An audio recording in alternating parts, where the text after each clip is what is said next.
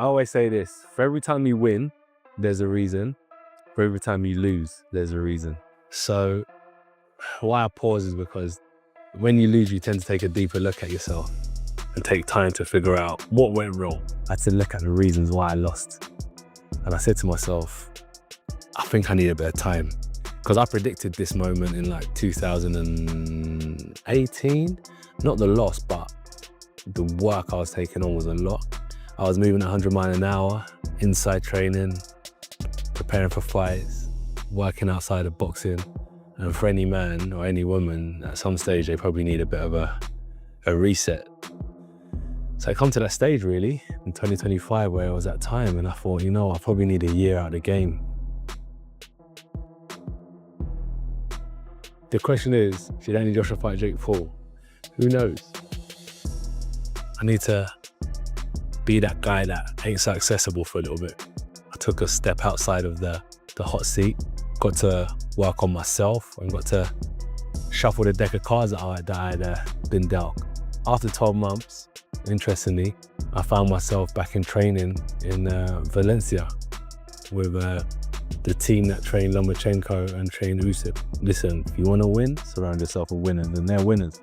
We spent, I think so now, over 6 weeks. The week after week is a better. Step by step, we increase his conditioning. This period is for us is very important because we can, collect a lot of information and evaluate the data. Of course, he is very strong. His power is amazing. Yeah. But cognitive function, his mental is very important now. Some part of the work, we focus on this.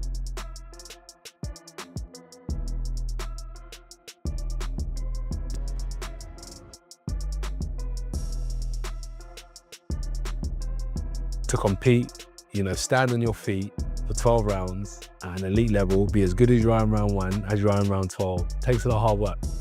It's been challenging, but what happens is your body adapts. You gotta embrace the challenge, and I say this, for me, the way a coach showed me that he cares about me is by working hard. I don't just train for competition, I train because I enjoy training. Now, when you're talking about competition level training, I'm always gonna push myself no matter who it is, because it's just in my DNA. Every camp has to get felt. Every session has to get felt. December 19th is a mix of things, if I'm honest with you. But obviously the first bell's gonna go. I need to understand Jake Paul's rhythm. I need to understand his negatives, his positives, and then obviously I'm gonna exploit them. What I'm gonna do personally is be at the highest point of self. Everything that I've watched the greats do, I'm just gonna do exactly what I need to do. I am going to be the best version of myself. If I say to myself, today I want you to do this, I want you to do that, and I want you to be amazing, I want you to catch and count, I want you to slip and count, I want you to parry and count, I want you to dance, I want you to up jab, I want you to steer jab, I want you to flicker jab, I want you to double jab, I want you to jab going back.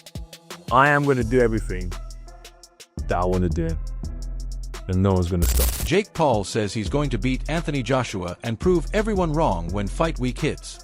He's been training hard, sparring bigger guys, and talking like he's ready to pull off the upset. Even Jake Paul's camp sounds confident that he's going to win. And they're not shy about saying why. Joshua has all of the world looking at him, thinking you should walk him over. If it gets 2 rounds, 3 rounds inside, I think Joshua loses. Now it turns into a real mind game. They're basically saying the crowd's expectations could trap Joshua into rushing and taking risks. If AJ tries to end it fast and it doesn't happen, doubt can creep in. And once a fight slows down, every mistake gets louder. That's where they believe Paul can drag Joshua into uncomfortable minutes. The longer it goes, the more the tension builds and the more dangerous it gets for the favorite. It only takes one clean moment for the whole storyline to flip, and if AJ starts hesitating, the upset talk stops sounding like a joke. Jake Paul takes it to another level here, saying this guy is going to get finished when they finally share the ring. He's talking like it's not even a real challenge, just a matter of time once the shots start landing. Gotta love him, but he's gonna fucking die. Look at this, bro. I'm always training. 150 pounds, dog.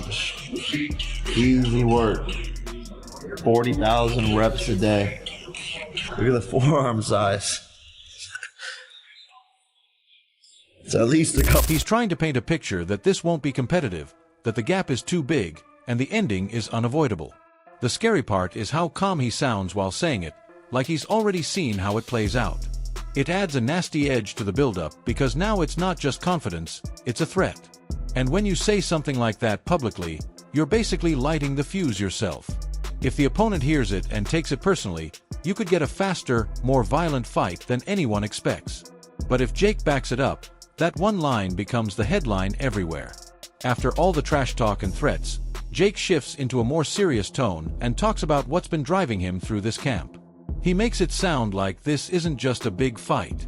It's a moment he feels meant to step into.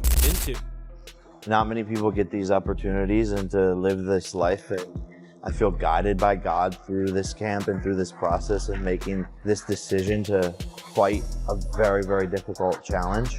God has removed, the fear that would normally be there. So I feel good and I'm excited for fight week.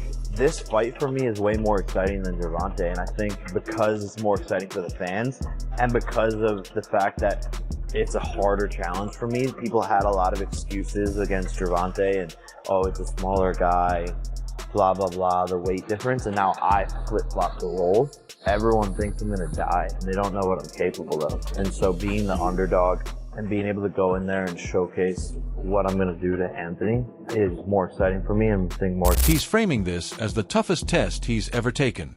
And that's what makes fight week feel even heavier. Instead of dodging the underdog label, he's leaning into it like fuel. The way he describes the mindset change makes it seem like he's walking in with nothing to lose and everything to prove. And that can be dangerous because the most unpredictable fighters are the ones who don't fight scared. Fans love that kind of setup.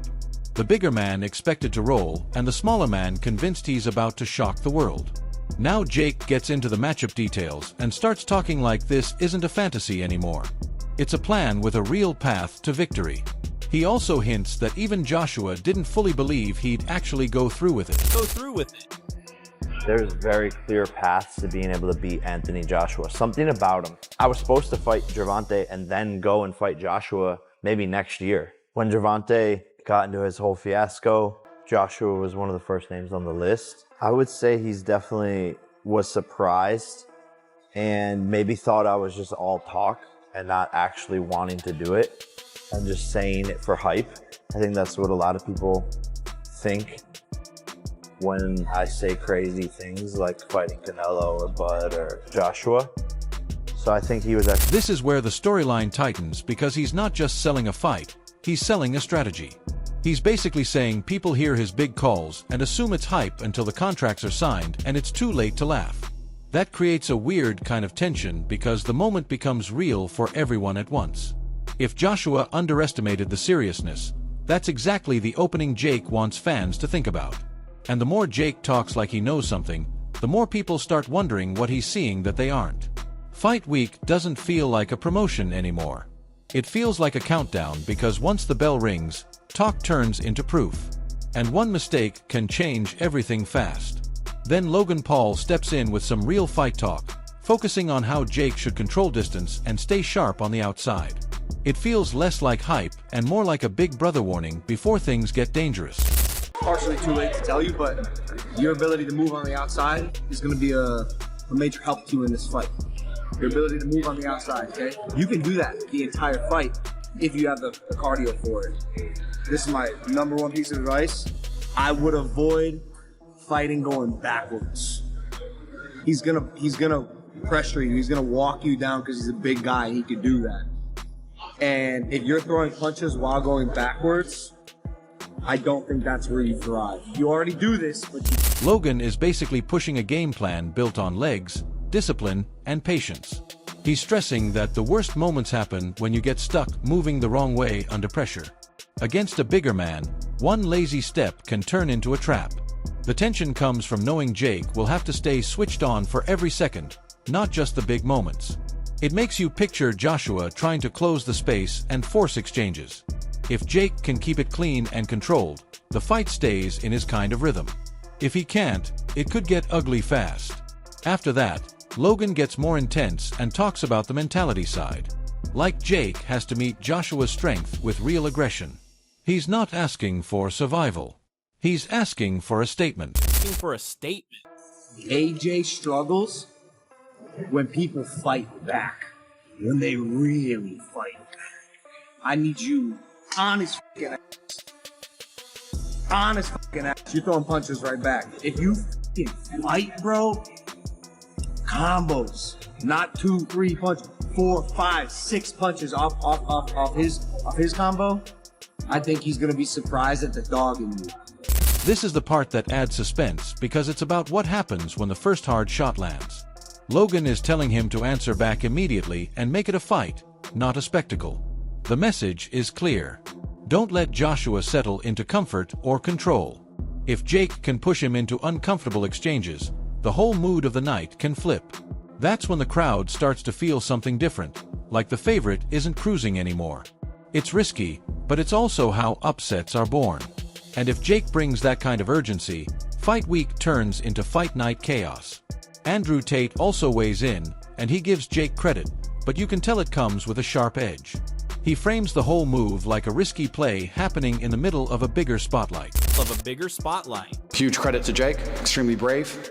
He had to do something to distract from my fight and try and distract from my fight. He took a big risk. It's one of those reactions that sounds supportive on the surface, but still throws a little heat underneath. Tate is basically saying Jake is daring enough to step into danger, but the timing isn't random. That makes the build-up feel even messier. Like there are egos and attention fights outside the ring, too. And when people start talking like that, it adds extra pressure to Jake's side because now it's not just about winning. It's about proving this wasn't a stunt. The suspense is that the risk is real and everyone knows it. Fight week starts feeling like a tightrope where one bad moment can become the whole story. Then Tate switches from opinions to pure boxing logic, talking about how fast a fight can flip in a single second. He makes the upset sound possible without even needing a long explanation.